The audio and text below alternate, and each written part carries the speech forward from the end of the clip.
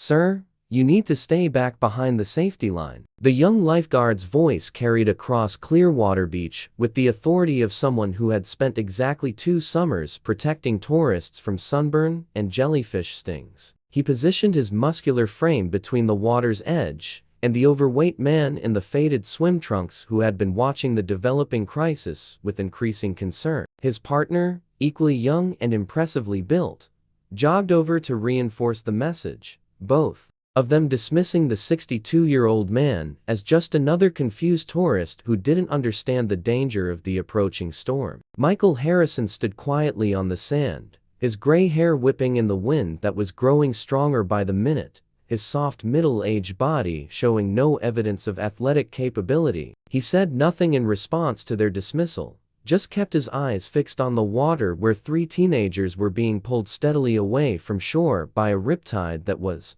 strengthening with each passing wave. But in 10 minutes, when those same young lifeguards were exhausted and failing, when more people were drowning than they could save, when their training and strength weren't enough against the ocean's brutal indifference, that fat old man would enter the water and demonstrate skills that would leave everyone on that beach speechless. And they would learn that some expertise can't be built in a gym, can't be learned in a lifeguard certification course, and can't be measured by how good you look in a swimsuit. Saturday afternoon at Clearwater Beach, one of Florida's most popular tourist destinations, where white sand stretched for miles and normally calm Gulf waters attracted families from across the country. The morning had started perfect, with light winds and gentle waves that made the beach ideal for swimming. But by early afternoon, the weather forecast that tourists had been ignoring all morning was becoming impossible to dismiss. A tropical storm that had been predicted to stay offshore was changing course,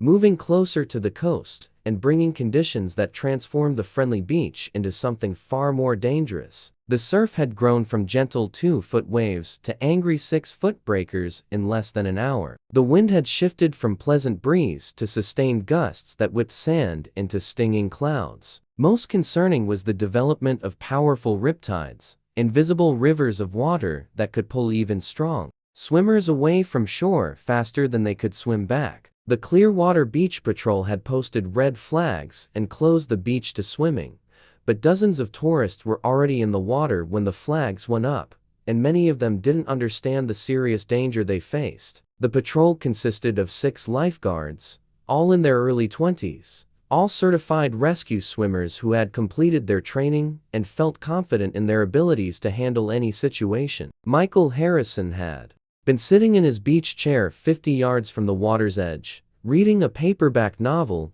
and enjoying what was supposed to be a quiet Saturday before the storm hit. At 62, he was retired and living comfortably in a small condo 3 blocks from the beach. He came here most weekends, always bringing his book and his cooler, always sitting in the same general area, always watching the water with the unconscious attention of someone whose relationship with the ocean went far deeper than recreational swimming. To any casual observer, Michael looked like countless other retired men who populated Florida beaches. He was perhaps 30 pounds overweight, with a soft middle that suggested to many restaurant dinners and not enough exercise. His gray hair was thinning on top, and his face showed the weathered features of someone who had spent a lot of time in the sun. He wore simple black swim trunks and a faded t-shirt from a Jimmy Buffett concert that was probably 15 years old. What those casual observers couldn't see was the way Michael's eyes constantly scanned the water, noting wave patterns and current movements with the systematic precision of someone who had been trained to read the ocean like others read books. They couldn't see the scars on his shoulders from countless rescues, or the slightly misshapen left wrist that had been broken during a particularly difficult save and never quite healed properly. Most importantly, they couldn't see the 22 years of experience that had made Michael Harrison one of the most decorated rescue swimmers in Coast Guard history. The crisis began when 3 teenage boys, ignoring the red flags and their parents' warnings, decided to show off their swimming skills in the increasingly rough surf. They were strong swimmers by normal standards, comfortable in pools and calm water, but they had no experience with riptides and no understanding of how quickly conditions could deteriorate. The riptide caught them, about 75 yards from shore, in water that had seemed safe just minutes earlier. One moment, they were body surfing and laughing. The next moment, they were being pulled steadily away from the beach, despite their increasingly frantic swimming efforts. Their parents, watching from the shore, began screaming for help as they realized their sons were in serious danger. The lifeguard team responded immediately and professionally, exactly as they'd been trained. The head lifeguard, a 23-year-old named Jake Morrison, who had been working Clearwater Beach for 3 seasons, grabbed his rescue buoy and entered the water with the powerful strokes of someone who spent hours in the gym and prided himself on his swimming ability. His partner, Chris Rodriguez, followed 30 seconds later with the second rescue buoy. Michael set down his book and stood up, his practiced eye immediately assessing the situation. The riptide was worse than the lifeguards realized, pulling at least 50 yards of water offshore at approximately 3 knots. The teenagers were panicking, which meant they were burning energy fighting the current instead of swimming parallel to shore. Worse, the incoming tide and the storm surge were creating confused seas with crossing wave patterns that would make any rescue significantly more difficult. Morrison reached the first teenager and got the rescue buoy around him,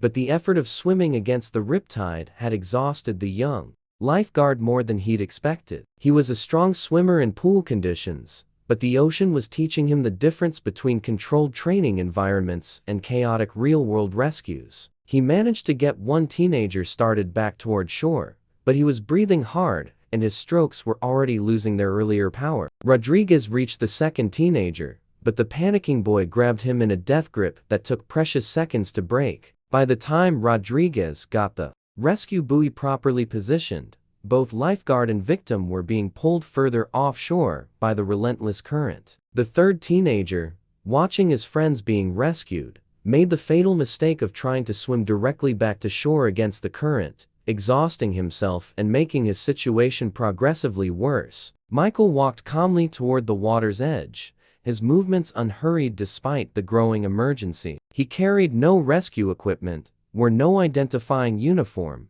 just an overweight man in old swim trunks approaching the scene of a dangerous rescue operation. "Sir," the young lifeguard at the beach patrol station called out, "you need to stay behind the safety line. We have a rescue in progress." Michael nodded acknowledgement but continued moving closer to the water, his eyes never leaving the struggling swimmers and exhausted lifeguards. He could see what was about to happen, could read it in the wave patterns and current movements and the deteriorating strength of everyone in the water. Morrison made it back to shore with the first teenager, both of them exhausted and gasping. The lifeguard had swallowed significant amounts of water during the rescue, and his legs were shaking from the effort of fighting the current. He collapsed on the sand next to the teenager he'd saved, unable to immediately return to the water for another rescue. Rodriguez was in serious trouble. The second teenager was still panicking, still grabbing at him, and the lifeguard didn't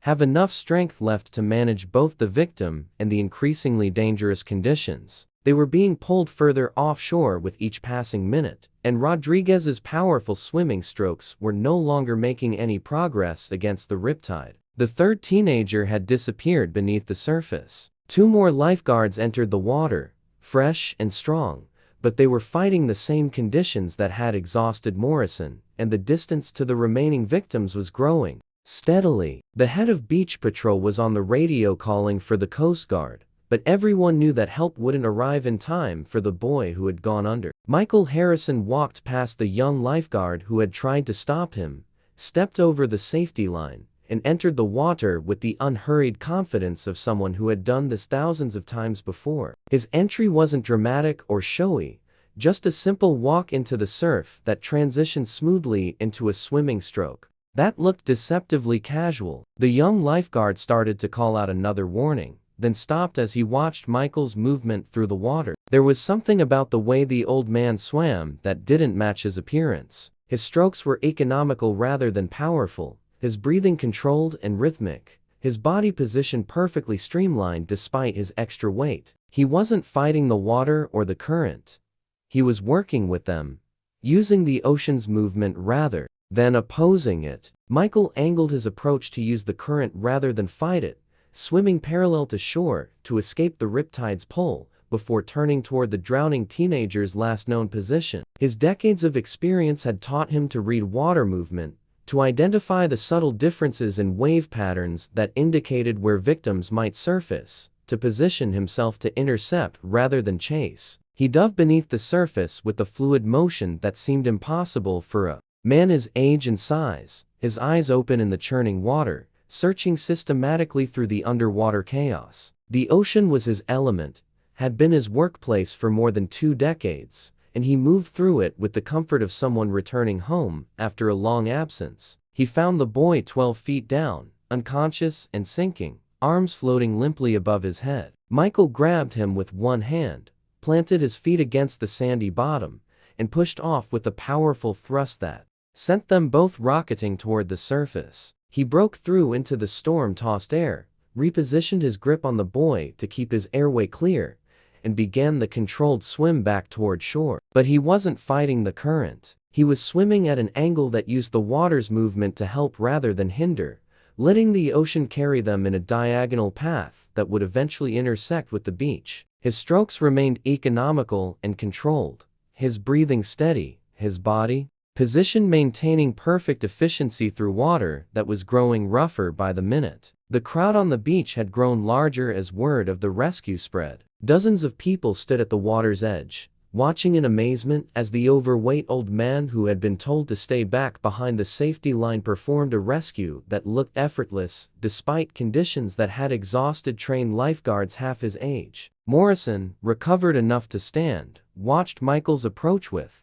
professional appreciation mixed with confusion. The old man's technique was flawless, his body position textbook perfect, his approach path optimal for the current conditions. This wasn't a lucky civilian making a desperate save. This was a professional demonstrating master-level skills. Michael reached the shallows, found his feet, and lifted the unconscious teenager in his arms with surprising strength. He carried the boy onto the beach and laid him gently on the sand, immediately checking for breathing and pulse. The teenager was alive, but unresponsive, and Michael began CPR with the practiced precision of someone who had performed the technique countless times. After 30 seconds of chest compressions and rescue breaths, the boy coughed up seawater and began breathing on his own. Michael rolled him into recovery position, checked his airway and vital signs one more time, then stood up and looked back toward the water where Rodriguez was still struggling with the second teenager. Without hesitation, without saying a word, Michael turned and walked back into the ocean. Morrison grabbed his arm. "Sir, you can't. You'll be too tired. We have more lifeguards coming." Michael looked at the young lifeguard with eyes that were calm and absolutely certain. "Son, I've done this in conditions that would make today look like a swimming pool. Your partner is in trouble, and that kid needs help now. Either come with me or get out of my way." There was something in Michael's voice, in his bearing, in the absolute confidence of his words that made Morrison step aside. The young lifeguard grabbed a rescue buoy and followed Michael back into the water, but this time he was following the old man's lead, learning from someone whose expertise was becoming impossible to ignore. Michael swam directly to Rodriguez and the panicking teenager, his approach calm and controlled despite the deteriorating conditions. He reached the pair, positioned himself with practiced ease, and immediately established control of the situation with a voice that cut through the teenager's panic. "Stop fighting. Float on your back. I've got you." The words were delivered with absolute authority, the tone of someone who expected instant obedience because lives depended on it. The teenager, perhaps recognizing something in that voice that transcended age or appearance, immediately stopped struggling and allowed Michael to position the rescue buoy that Morrison had brought. Michael turned his attention to Rodriguez, who was exhausted and had swallowed significant amounts of water. "You good to swim back on your own?" Rodriguez, gasping and shaking his head, managed to croak out, "I don't think so." Michael assessed the situation with the rapid calculation of someone making tactical decisions under pressure. He looked at Morrison, who was treading water nearby. "You take the kid back. Stay at an angle to the current. Don't fight it directly. I'll bring your partner." Morrison wanted to argue, wanted to say that he should be the one helping his fellow lifeguard while the civilian took the easier rescue. But something in Michael's eyes stopped him. This wasn't a civilian making lucky guesses. This was someone who understood water rescue at a level that Morrison was only beginning to comprehend. The swim back took 8 minutes that felt like hours. Michael towed Rodriguez using a technique that conserved energy while maintaining control, his movements economical and precise, his breathing steady. Despite the physical demand of the rescue, he talked continuously to Rodriguez, keeping the exhausted lifeguard calm and focused, preventing panic that could have complicated an already dangerous situation. When Michael finally carried Rodriguez onto the beach, the crowd erupted in applause. Emergency medical services had arrived and were treating the 3 teenagers, all of whom would make full recoveries thanks to Michael's intervention. The beach patrol supervisor, a woman named Captain Sarah Martinez, who had 20 years of lifeguard experience, pushed through the crowd to confront the man who had just performed rescues that should have been impossible for someone his age and apparent fitness level. "Sir," she said, her voice carrying both gratitude and professional curiosity, "that was extraordinary work. Where did you learn to rescue swim like that?" Michael was breathing harder now, the physical exertion finally catching up with him, but his voice was steady as he replied, "Coast Guard. I was a rescue swimmer for 22 years before I retired." The crowd fell silent. Coast Guard rescue swimmer was a designation that carried legendary status among anyone familiar with maritime operations. They were the people who jumped from helicopters into hurricane-force seas to save lives that everyone else had written off as lost. They were the elite operators who trained for years to develop skills that would allow them to function in conditions that would kill most swimmers. Within minutes, Captain Martinez felt her professional skepticism warring with what she'd just witnessed. "Sir, with all respect, Coast Guard rescue swimmers are young men in peak physical condition. You're 62 years old, fat, and retired?" Michael finished for her with a slight smile. "Yeah,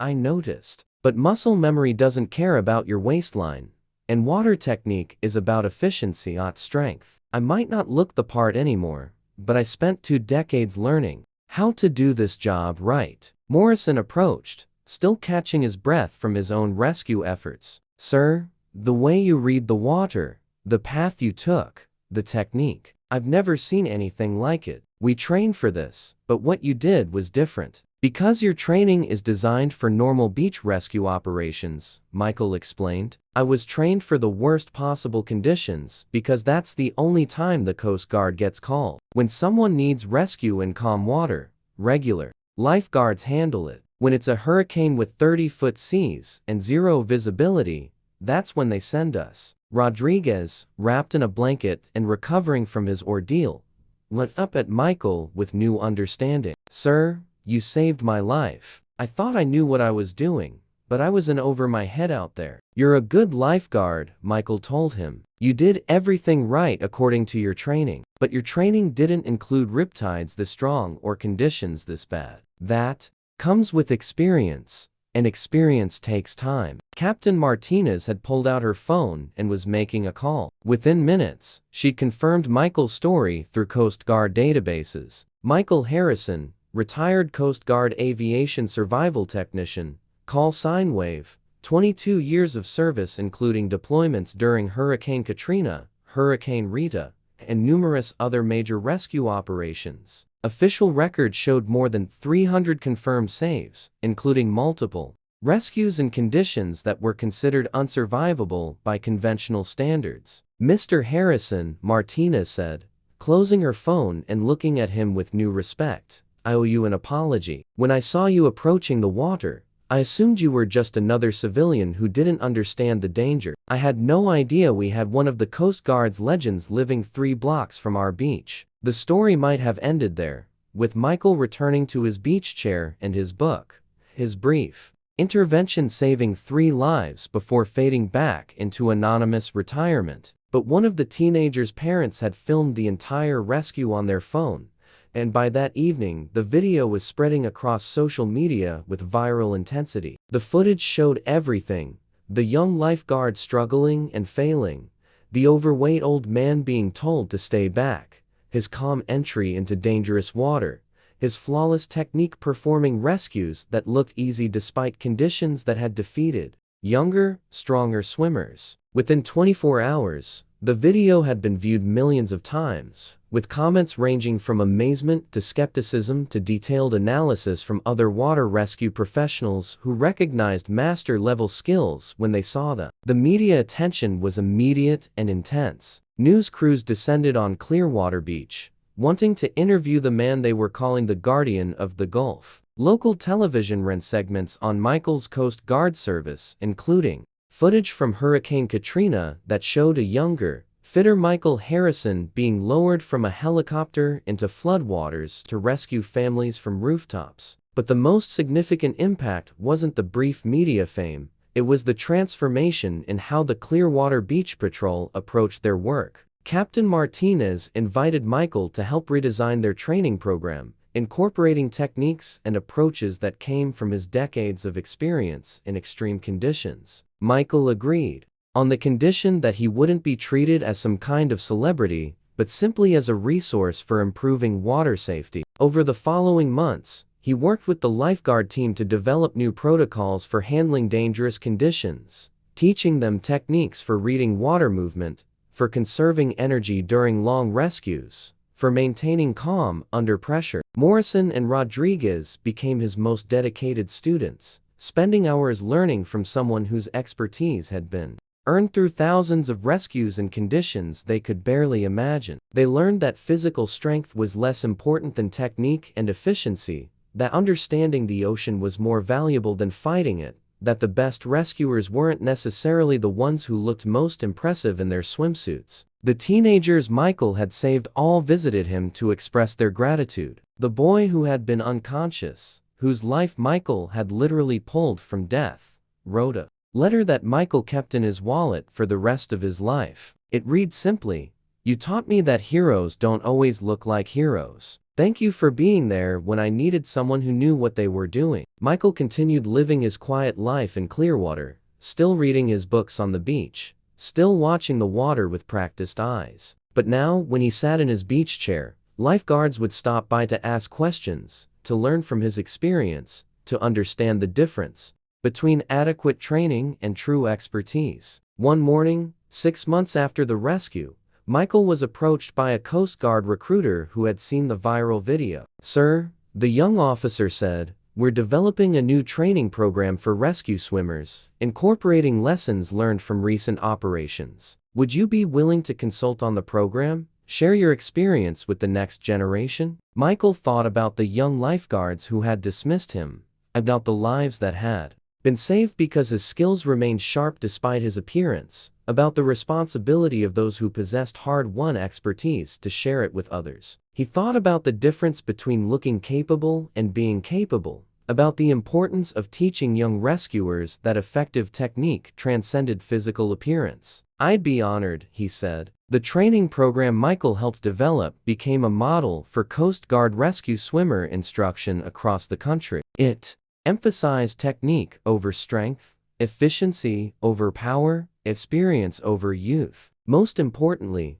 it taught young rescue swimmers that their careers wouldn't end when they could no longer pass the physical fitness standards of their 20s, that expertise accumulated over decades of service remained valuable long after retirement. Michael Harrison became a legend twice in his life. First during his active duty service, when his rescues during Hurricane Katrina saved dozens of lives under conditions that pushed human capability to its absolute limit. Second in his retirement, when a viral video reminded the world that expertise doesn't fade with age, that skill transcends appearance, and that the most dangerous assumptions are the ones we make about people based on how they look rather than what they know. The overweight old man in the faded swim trunks continued watching over Clearwater Beach, his book in his lap and his eyes on the water, ready to set aside his retirement one more time whenever someone needed help that only decades of experience could provide. If this story changed how you think about the people around you,